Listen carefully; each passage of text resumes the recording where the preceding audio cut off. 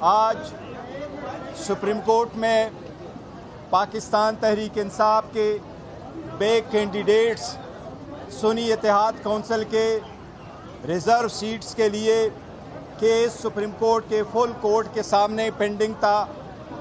आज उसमें judgement reserve हुई है। हमें उम्मीद है इंशाल्लाह कुछ दिनों में ये जजमेंट अनाउंस होगी।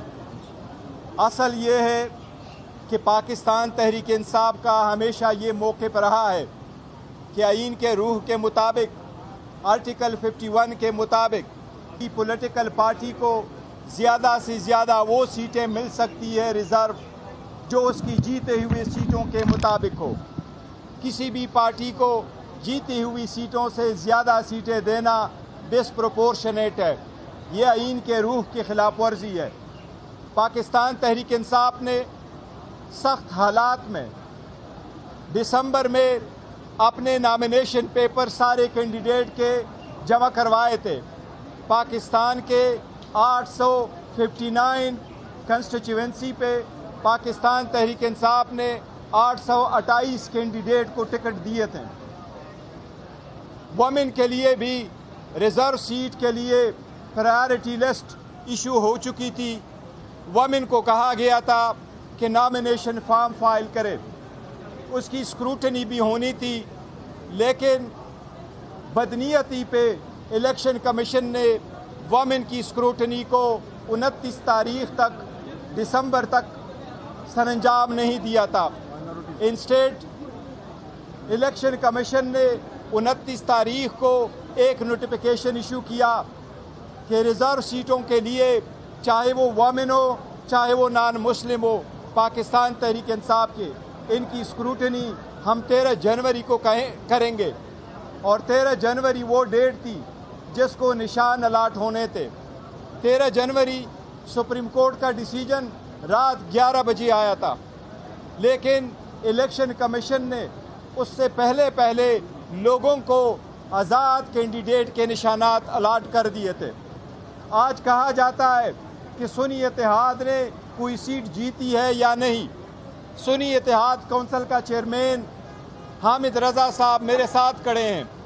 इनके नॉमिनेशन पेपर पे भी सुन्नी इत्तेहाद कौंसिल लिखा हुआ था, सर्टिफिकेट इसका जमा हुआ था, लेकिन जब उनको पता था ये भी पाकिस्तान तहरीक इंसाफ के साथ अलायंस पर है तो ऑन पर्पस बदनीयती पे इसको भी आज़ाद कैंडिडेट का निशान अलाट कर दिया था।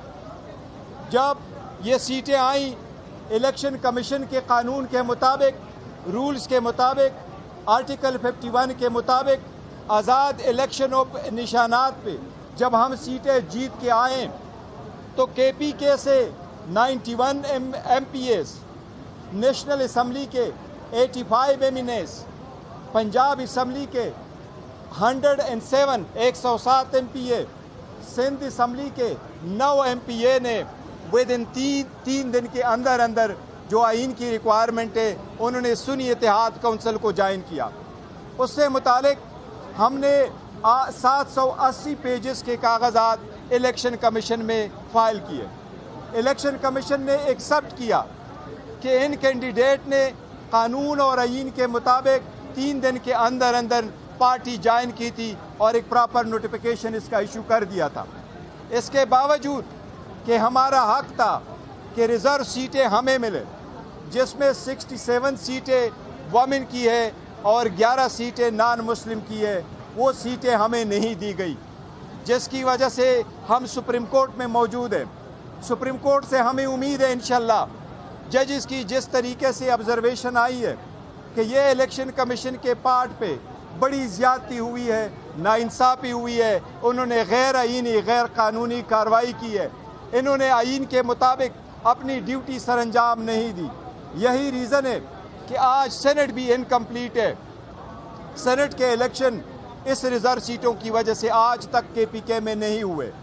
बावजूद इसके कि जब हम असम्बली में कह रहे थे कि जब तक रिज़र्व सीटें कंप्लीट ना हुई हो आप यहाँ भी इलेक्शनें रोक ले, लेकिन इसके बावजूद इन्होंने इलेक्शनें करवाई थी।